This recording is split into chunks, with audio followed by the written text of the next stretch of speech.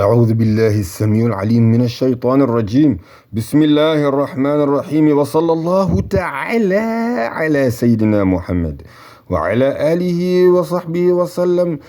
Picking up with the legendary military ideologies of the Prophet sallallahu alaihi wasallam with the era of Sayyidina Ali ibn Abi Talib, the door of the city of knowledge, after completing the legendary military empire or nation, whichever one you consider, which is the era of Sayyidina Uthman ibn al-Affan. Also, we completed the legendary military government of Rasoolu'Allahi sallallahu alayhi wasallam, the era of Sayyidina Umar ibn al-Khattab radiyallahu anhu, as well as the legendary military career of the Prophet sallallahu alayhi wasallam, which was the Madani period. Now we're picking up from page number 48 to 1.3.4. Aisha's passing by the oasis of Al-Hawab. It is proven with sound change of narration that Aisha radiallahu anha passed by the oasis of Al-Hawab. It was narrated from Yahya ibn Sa'id al-Qatan, from Ismail ibn Abi Khalid, from Qais ibn Hazim, that the Messenger of Allah sallallahu alayhi wasallam said to the wives, open quote, how will one of you be when the dogs of Al-Hawab bark at her, end quote. It was also narrated to Shu'bah from Ismail that when Aisha radiallahu anha came to Al-Hawab, she heard the barking dogs and said, open quote, I think I should go back, because the Messenger of Allah sallallahu alayhi wasallam said, which of you will the dogs of Al-Hawab bark at, end quote. As Zubair radiallahu anhu said to her, are you going back? Perhaps Allah Jalla Jalaluhu will put people's affairs straight by the means of you, end quote. This version was narrated by Ala ibn Ubaid from Ismail and was recorded by Al-Hakim. Al-Albani said, open quote, its chain of narration is very sound, end quote. He also said, open quote, it was classed as such by senior imams of al-ahadith such as Ibn Hibban, Ad-Dahabi, Ibn Kathir, and Ibn Hajar, end quote. These are sound reports in which there is nothing misleading or false, because the companions would not stoop to that level, contrary to what is claimed in false reports. As we shall see below, the one who studies these reports, which have been classified as sound by the scholars, will not find anything in them to suggest that Aisha radiallahu ta'ala anha should or should not have done the things that she actually did. Rather, what may be understood from them is that the Prophet Muhammad sallallahu alayhi wasallam was wondering which of his wives would pass by the oasis of Al-Hawab. The reports that contain the word beware, indicating that the Prophet sallallahu alayhi wasallam warned against going there, were not classified as sound by the scholars. In fact, they were classified as weak. One example is the report which says, beware lest you be there, O Humayra, end quote. Hence, the correct view, which we follow, is that the fact that Aisha radiallahu ta'ala anha passed by the water of Al-Hawab did not have the negative effect which was suggested by the fabricated reports.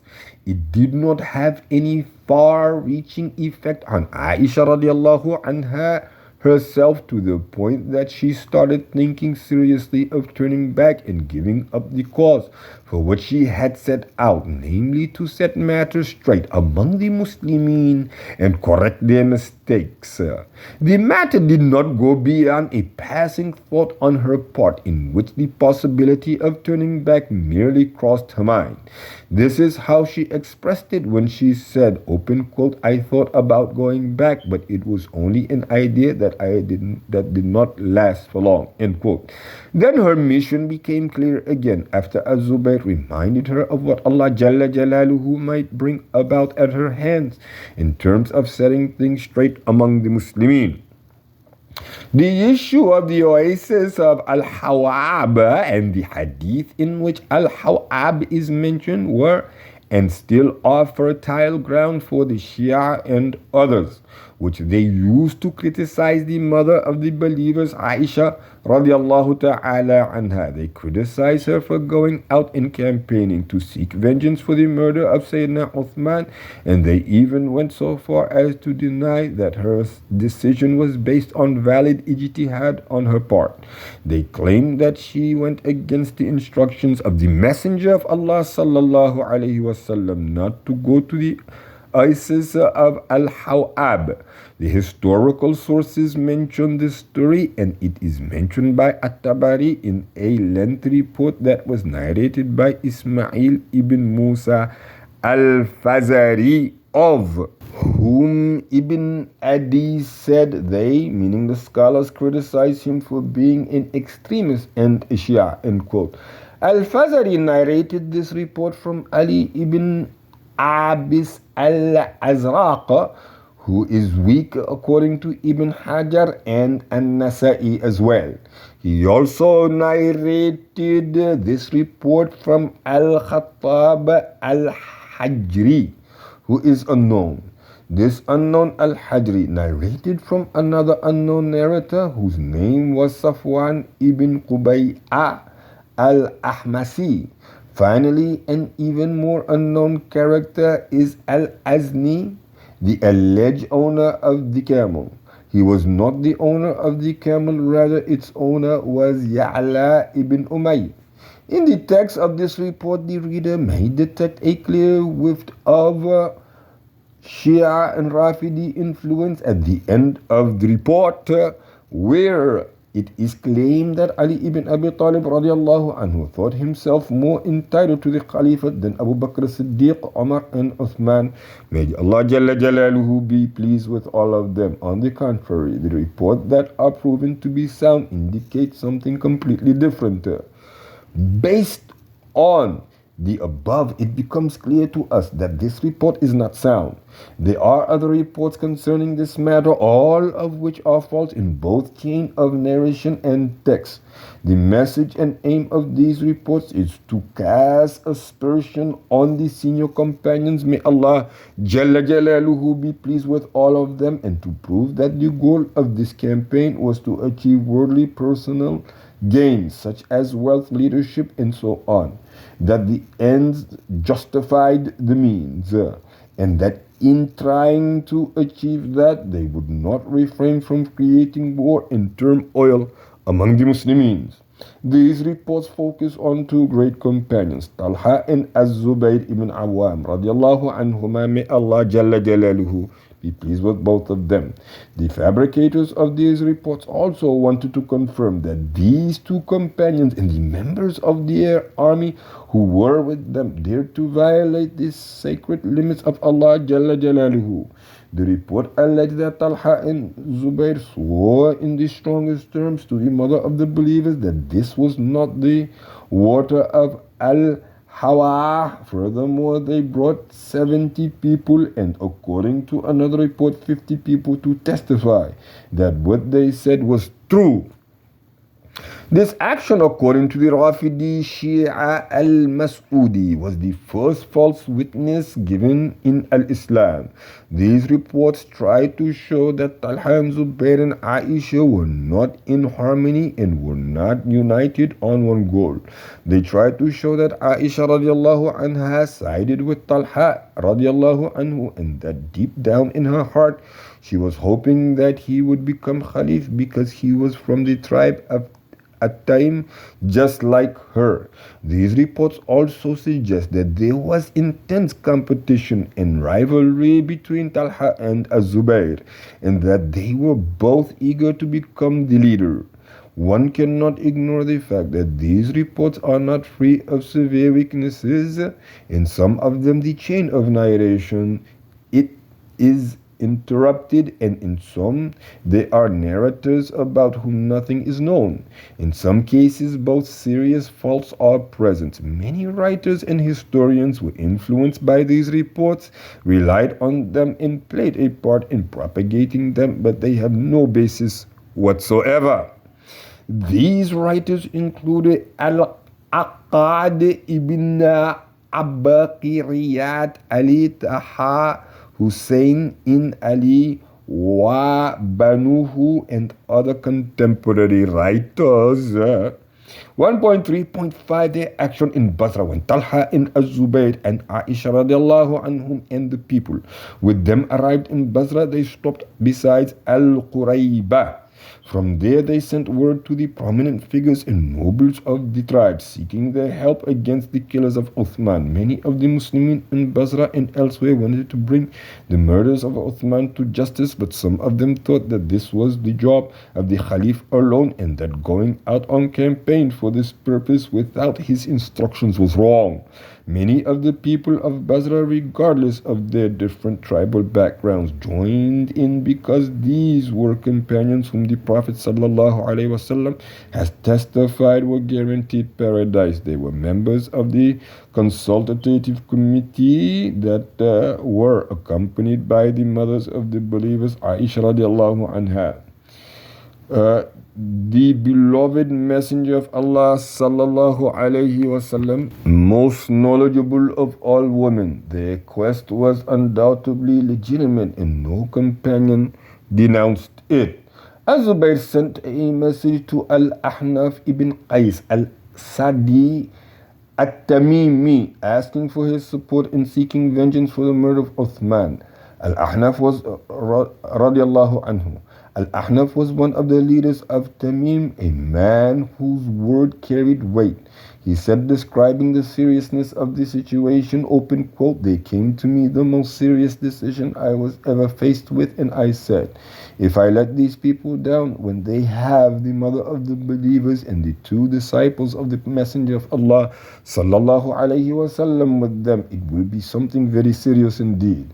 However, he decided to keep out of it, and he took with him 6,000 men who obeyed him, but many others disobeyed him with regards to this matter and joined Talha, Zubayr, and the mother of the believers. Az-Zuhri stated that most of the people of Basra followed them.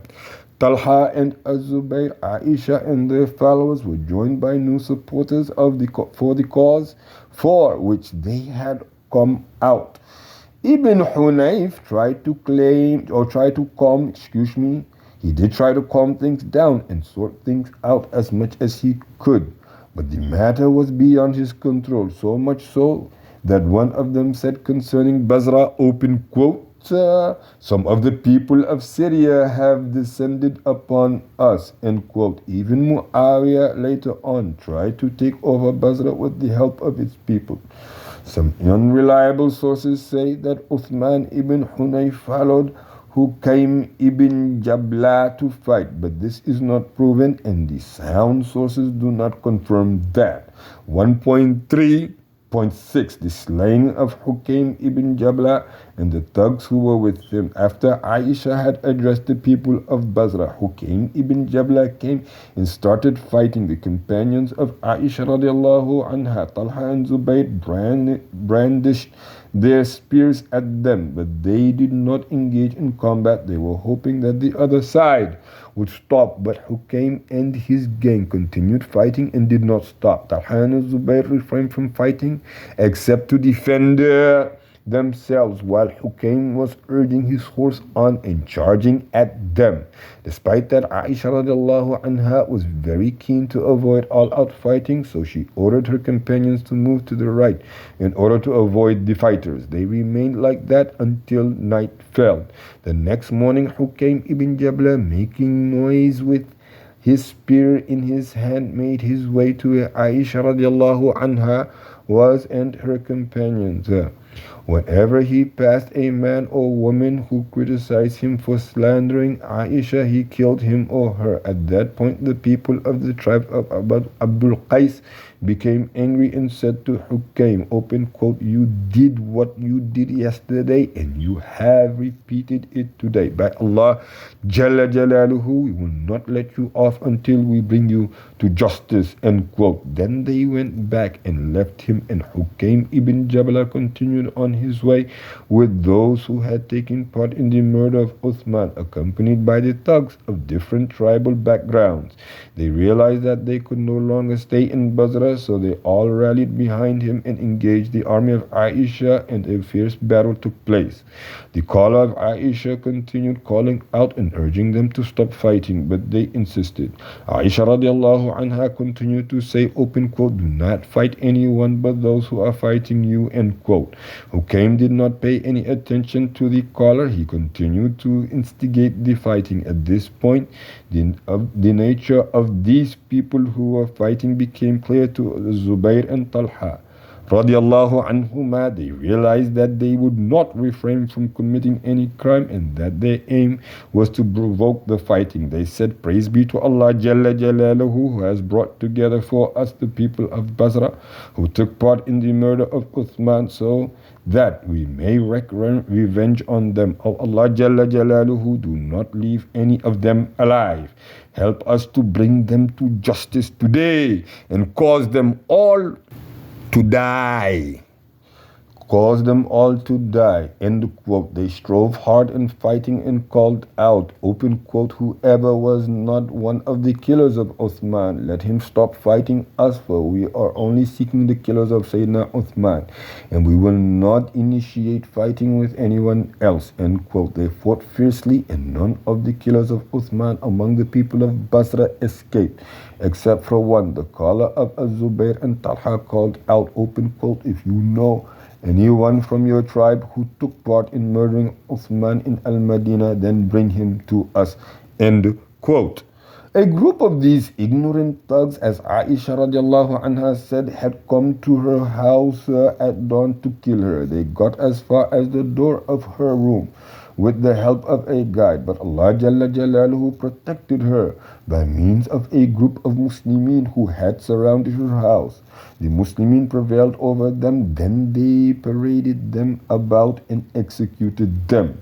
As Zubayr and Talha and those who were with them managed to gain control of Basra, but they needed food and supplies because several weeks had gone by and no one had offered them hospitality. The army of Az-Zubayr went to the governor's palace and then to the public treasury to get provisions for the army. Uthman ibn al-Hunayf was released and went to join Ali ibn Abi Talib. Thus Talha and Az-Zubayr, the mother of the believers, gained control of Basra and killed a large number of those who had taken part in the attack on Al-Madinah. Some 70 men, including the most prominent leader of the rebels of Basra, Hukaym ibn Jabala, who had been very keen to fight and start the war. 1.3.7 The letters of Aisha radiallahu anha to other regions. Aisha radiallahu ta'ala anha, may Allah be pleased with her, was keen to explain what had really happened during the fight with the people of Basra. So she wrote to the people of Syria, Kufa, and Al-Yamama, and the people of Al-Madinah, also telling them what they had done and how things had ended up.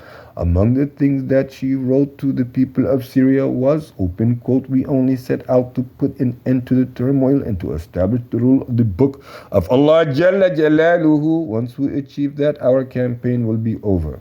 The best of the people of Basra and their prominent figures pledged their support for us, and their evil ones and thugs opposed us and confronted us with weapons. Among the things they said was, open quote, we will take the mother of the believers as a hostage, as she is the one who is enjoining them and urging them to adhere to the truth, end quote. The Muslimin gave them opportunity to reconsider time and time again. Then, when there was no excuse left for them, the murderers of Sayyidina Uthman were fought. None of them escaped except for Hurqus ibn Zuhair, and Allah Jalla Jalaluhu will bring him to justice. We urge you by Allah Jalla Jalaluhu that you should carry out the same mission as us, so that we and you may meet Allah Jalla Jalaluhu having done what is expected of us. Inshallah, we will end this one here on page number 55. سبحانك اللهم وبحمدك وتبارك اسم ربك وتعالى جدك ولا إله غيرك ولا حول ولا قوة إلا بالله العلي العظيم. سبحان ربك رب العزة عما يصفون وسلام على المرسلين والحمد لله رب العالمين.